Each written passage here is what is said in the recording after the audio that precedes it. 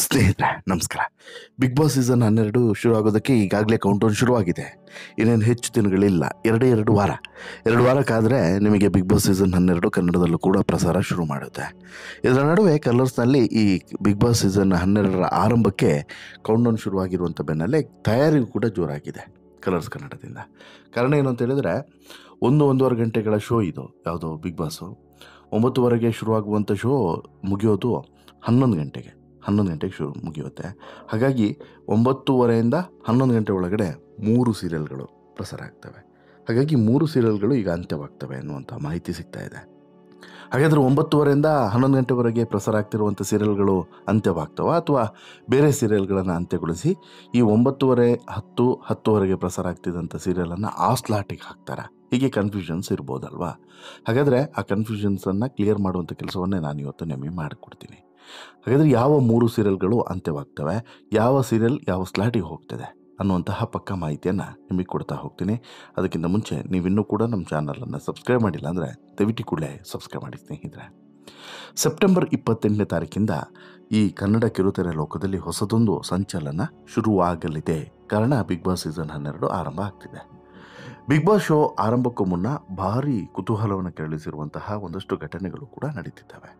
ಯಾರೆಲ್ಲ big boss season ಈ 12ರ ಸ್ಪರ್ಧಿಗಳಾಗಿರ್ತಾರೆ ಅನ್ನೋದಕ್ಕೆ ಉತ್ತರ ಸಿಗ್ತಾ ಇಲ್ಲ, ಸ್ಪಷ್ಟವಾದಂಥ ಉತ್ತರ ಸಿಗ್ತಾ ಇಲ್ಲ. ಯಾಕಂತ ಹೇಳಿದ್ರೆ ಅಷ್ಟು ಕನ್ಫ್ಯೂಷನ್ಸ್ ಇರ್ತದೆ, ಅಷ್ಟು ಗೊಂದಲಗಳನ್ನು ಸೃಷ್ಟಿ ಮಾಡಿ ನಂತರ ಒಂದಷ್ಟು ಜನರನ್ನು ಆಯ್ಕೆ ಮಾಡಿರ್ತಾರೆ. ಅಂದರೆ ಹೊರಗಡೆ ಚರ್ಚೆ ಆಗುವಂತಹ ಅಷ್ಟು ಹೆಸರುಗಳು ಇರೋದಿಲ್ಲ, ಒಂದಷ್ಟು ಹೆಸರುಗಳಂತೂ ಇದ್ದೇ ಇರ್ತವೆ ಅನ್ನೋದು ಸತ್ಯ. ಹಾಗಾಗಿ ಈ ಬಿಗ್ ಬಾಸ್ ಸೀಸನ್ 12 ಇದೆಯಲ್ಲ, ಭಾರಿ ಕುತೂಹಲದ ಕೇಂದ್ರ ಬಿಂದು ಆಗಿದೆ. ಜೊತೆಗೆ ಈಗಾಗಲೇ ಸುದೀಪ್ ಅವರು ಕೂಡ ಹೇಳಿದ್ದಾರೆ, ನೀವೇನು ಅಂದ್ಕೊಳ್ತೀರೋ ಅದು ಆಗಿರಲ್ಲ, ನೀವೇನು ಅಂದ್ಕೊಳ್ಳೋದಿಲ್ಲೋ ಅದು ಆಗಿರುತ್ತೆ ಅಂತೇಳಿ. ಆ ರೀತಿ ಭಾರಿ ಟ್ವಿಸ್ಟ್ ಟರ್ನ್ಗಳನ್ನು ಈ ಬಾರಿ ಬಿಗ್ ಬಾಸ್ ಸೀಸನ್ 12ರಲ್ಲಿ ಇಟ್ಟಿರ್ತಾರೆ ಅನ್ನೋದ್ರಲ್ಲಿ ಡೌಟ್ ಇಲ್ಲ. ಈಗ ಆರಂಭದಲ್ಲಿ ನಾನು ಹೇಳಿದಲ್ಲ, 9:00ವರೆಗೆ ಬಿಗ್ ಬಾಸ್ ಸೀಸನ್ ಶುರುವಾಗ್ತದೆ 12. ಈ ಬಿಗ್ ಬಾಸ್ ಸೀಸನ್ 12 9:30ರಿಂದ 11 ಗಂಟೆವರೆಗೂ ಕೂಡ ನಡೆಯುವಂಥ ಕಾರ್ಯಕ್ರಮ. ಬಿಗ್ ಬಾಸ್ ಸೀಸನ್ 12ಕ್ಕೆ ಕೌಂಟೌನ್ ಶುರುವಾಗಿರುವಂಥ ಬೆನ್ನಲ್ಲೇ ಸೆಪ್ಟೆಂಬರ್ 28ರಿಂದ ಬಿಗ್ ಬಾಸ್ ಸೀಸನ್ 12 ಈ ಆಗಮನ ಆದ ಬಳಿಕ ಯಾವೆಲ್ಲ ಸೀರಿಯಲ್ಗಳು ಎಂಡ್ ಆಗ್ತವೆ ಅಂತೇಳಿ. ಅಂದರೆ ಈ 9:30ಗೆ ಒಂದು, 10 ಗಂಟೆಗೆ ಒಂದು, 10:00ವರೆಗೆ ಒಂದು, 3 ಸೀರಿಯಲ್ನ ಸ್ಲಾಟ್. ಅದು ಕರೆಕ್ಟ್ ಅಲ್ವಾ? 1.5 ಗಂಟೆ ಅಂತ ಹೇಳಿದ್ರೆ 3 ಸೀರಿಯಲ್ನ ಸ್ಲಾಟು. ಈ 3 ಸೀರಿಯಲ್ಗಳನ್ನು ಎಂಡ್ ಮಾಡಬೇಕಾಗುತ್ತೆ. ಎಂಡ್ ಮಾಡುವಾಗ 9:30, 10 ಗಂಟೆ, 10:00ವರೆಗೆ ಪ್ರಸಾರ ಆಗ್ತಿದ್ದಂಥ ಸೀರಿಯಲನ್ನು ಎಂಡ್ ಮಾಡೋಕ್ಕೆ ಹೋಗೋದಿಲ್ಲ ಸಾಮಾನ್ಯವಾಗಿ. ಏನು ಮಾಡ್ತಾರೆ ಅಂತೇಳಿದರೆ, ಬೇರೆ ಸೀರಿಯಲ್ಗಳನ್ನು ಮುಗಿಸಿ ಆ ಸ್ಲಾಟ್ನಲ್ಲಿದ್ದಂಥ ಸೀರಿಯಲ್ಗಳನ್ನು 9:30ರಿಂದ 11 ಗಂಟೆವರೆಗೆ ಇದ್ದಂಥ ಸೀರಿಯಲ್ಗಳನ್ನು ತೆಗೆದುಕೊಂಡು ಹೋಗಿ ಆ ಸ್ಲಾಟಿಗೆ ವಾಪಸ್ ಹಾಕ್ತಾರೆ. ಅಲ್ಲಿಗೆ 11 ಗಂಟೆಯಿಂದನೂ ಕೂಡ ಬಿಗ್ ಬಾಸ್ ಟೆಲಿಕಾಸ್ಟ್ ಇರೋದ್ರಿಂದ 11 ಗಂಟೆಯಿಂದನೂ ಕೂಡ ಯಾವ ಸೀರಿಯಲ್ ಕೂಡ ಪ್ರಸಾರ ಆಗೋದಿಲ್ಲ. 11 ಗಂಟೆ ಸ್ಟಾಪು. ಯಾವುದೇ ಸೀರಿಯಲ್ ಇದ್ದರೂ ಕೂಡ 11 ಗಂಟೆಗೆ ಸ್ಟಾಪ್ ಆಗ್ತಿತ್ತು. ಬಟ್ ಆದರೂ ಈಗ 9 ಗಂಟೆಯ ಲಾಸ್ಟ್ ಸೀರಿಯಲ್, 9 ಗಂಟೆದೇ ಲಾಸ್ಟ್ ಸೀರಿಯಲ್, 9:00ವರೆಗೂ ಕೂಡ ಇಲ್ಲ, 10 ಗಂಟೆಗೂ ಇಲ್ಲ, 10:00ವರೆಗೂ ಇಲ್ಲ, 11ಕ್ಕೂ ಇಲ್ಲ. ಈ ರೀತಿ ಮಾಡಿಬಿಡ್ತಾರೆ. ಯಾಕಂತ ಹೇಳಿದ್ರೆ 11 ಗಂಟೆಯಿಂದ ಮತ್ತೆ ಟೆಲಿಕಾಸ್ಟ್ ಆಗುತ್ತೆ. ಒಂದು ಸೀಸನ್ನಲ್ಲೇನೋ ಏನು ಮಾಡಿದ್ರು, ಬಿಗ್ ಬಾಸ್ ಮುಗಿದ ಬಳಿಕ 11 ಗಂಟೆಗೆ ಒಂದು ಸೀರಿಯಲ್ ಹಾಕಿದ್ರು, ಮತ್ತು 11:30ರಿಂದ ಬಿಗ್ ಬಾಸನ್ನು ಟೆಲಿಕಾಸ್ಟ್ ಮಾಡ್ತಿದ್ರು. ಬಟ್ ಈ ಕಳೆದ ಬಾರಿಯೂ ಕೂಡ ಆ ರೀತಿ ಆಗಲಿಲ್ಲ, ಈ ಬಾರಿಯೂ ಕೂಡ ಆ ರೀತಿ ಆಗೋದಿಲ್ಲ ಅನ್ನೋದು ಸತ್ಯ. 11 ಗಂಟೆ ಮತ್ತೆ ಟೆಲಿಕಾಸ್ಟೇ ಶುರು ಆಗ್ತದೆ. ಈಗ ಸಿಕ್ಕಿರುವಂಥ ಮಾಹಿತಿಯ ಪ್ರಕಾರ ವರದಿಗಳ ಕಲರ್ಸ್ ಕನ್ನಡ ವಾಹಿನಿ 3 ಧಾರಾವಾಹಿಗಳನ್ನು ಮುಗಿಸೋದಕ್ಕೆ ಯೋಚನೆಯನ್ನು ಮಾಡಿದೆ. ಆ 3 ಧಾರಾವಾಹಿಗಳು ಯಾವುದು ಅನ್ನೋದು ಈಗ ಬಹಿರಂಗ ಆಗಿದೆ. ಮೊದಲನೇ ಧಾರಾವಾಹಿ ದೃಷ್ಟಿಬೊಟ್ಟು. ವಿಜಯಸೂರ್ಯ ಮತ್ತು ಅರ್ಪಿತಾ ಮೋಹಿತೆ ನಟನೆಯ ದೃಷ್ಟಿಬೊಟ್ಟು ಧಾರಾವಾಹಿ ಶುಭಂ ಬೋರ್ಡ್ ಬೀಳೋದು ಪಕ್ಕ ಅಂತೇಳಿ ಹೇಳ್ತಿದ್ದಾರೆ. ಈಗಾಗಲೇ ದೃಷ್ಟಿಬೊಟ್ಟು ನಾಯಕ ವಿಜಯಸೂರ್ಯ ಸೀರಿಯಲ್ನಿಂದ ಹೊರಗಡೆ ಬಂದಿದ್ದಾರೆ. ವಿಜಯಸೂರ್ಯ ಬಿಗ್ ಬಾಸ್ಗೆ ಕಾಲಿಡ್ತಾರೆ ಅನ್ನುವಂತಹ ಮಾತುಗಳು ಕೇಳಲಾಗ್ತಿದೆ. ಪರಿಣಾಮ ಈಗಾಗಲೇ ಈ ದೃಷ್ಟಿಬೊಟ್ಟು ಸೀರಿಯಲ್ನಲ್ಲಿ ಕಥಾನಾಯಕ ದತ್ತಾಬಾಯನ್ನು ಕ್ಯಾರೆಕ್ಟರನ್ನು ಸಾಯಿಸಲಾಗಿದೆ. ಅಂತಿಮ ಸಂಚಿಕೆಗಳ ಶೂಟಿಂಗ್ ಸಹ ಮುಗಿದಿದೆ ಅನ್ನುವಂಥ ಮಾಹಿತಿ ಇದೆ. ಸೆಪ್ಟೆಂಬರ್ 21ರಂದು ದೃಷ್ಟಿಬೊಟ್ಟು ಸೀರಿಯಲ್ನ ಕಟ್ಟಕಡೆಯ ಸಂಚಿಕೆ ಪ್ರಸಾರ ಆಗಲಿದೆಯಂತೆ. ಅಲ್ಲಿಗೆ ಒಂದು ಸೀರಿಯಲ್ ಮುಗಿಯುತ್ತೆ, ಯಾವುದೋ ದೃಷ್ಟಿಬೊಟ್ಟು. ಇನ್ನು 2ನೇ ಸೀರಿಯಲ್ಲು ನಿನಗಾಗಿ.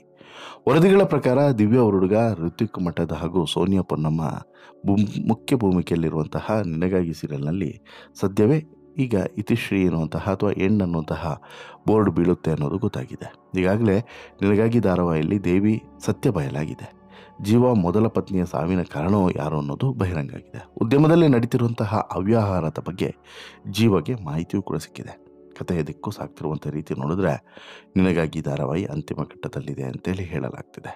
ಇದನ್ನು ಹೊರತುಪಡಿಸಿದರೆ ರಾಮಾಚಾರಿ ಧಾರಾವಾಹಿಯಲ್ಲಿ ಋತ್ವಿಕ್, ಕೃಪಾಕರ್, ಮೌನೆ ಗುಡ್ಡಮನೆ, ಅಂಜಲಿ ಸುಧಾಕರ್, ಝಾನ್ಸಿ ಸುಬ್ಬಯ್ಯ ನಟಿಸ್ತಿರುವಂತಹ ಒಂದು ಸೂಪರ್ ಹಿಟ್ ಧಾರಾವಾಹಿ.